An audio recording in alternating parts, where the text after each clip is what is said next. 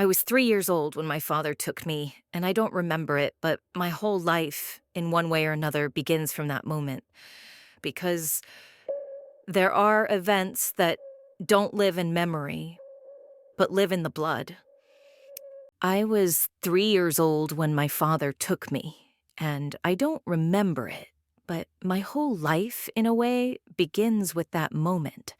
Because there are events that don't live in memory, they live in the blood. At the time, I was at Aunt Linda's. Not the one who drank and caused scenes, but the normal one, as adults called her, and nothing seemed amiss.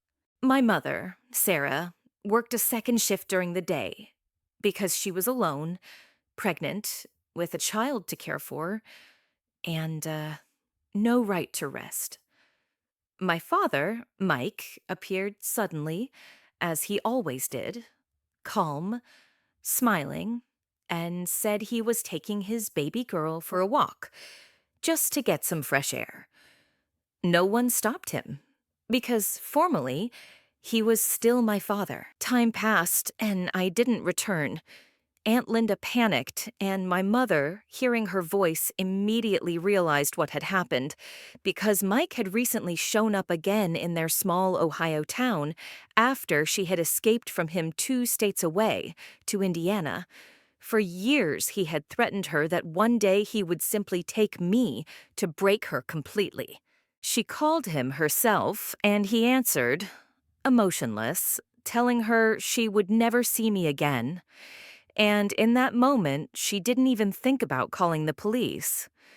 6 years of a relationship in which he was 12 years older and completely controlling had drilled one simple thought into her head. If she ever tried to hold him accountable, he would kill her. She went to every place he could have hidden me. Friends, flop houses, empty trailers, driving herself to exhaustion, pregnant, on the edge of breaking. And when hope was almost gone, he called her himself and said he would show her where I was if she promised never to tell the police what had happened. She agreed, because mothers agree to everything when it comes to their child, even though inside she already knew she would lie to him. He arrived at night in a stranger's car, high on everything at once, talking non-stop, laughing, babbling incoherently, and drove her not home, but to an empty downtown area. They stopped at a closed diner, got out of the car, and ended up in a dark alley where he pressed her against a brick wall, saying she would never see me again, that he would kill her, and pulled out a knife. In that moment, something switched inside her. She was a small, pregnant woman, and he was a huge, enraged man, but she fought him with more force than fear. She hit him until he fell unconscious, and then just walked away.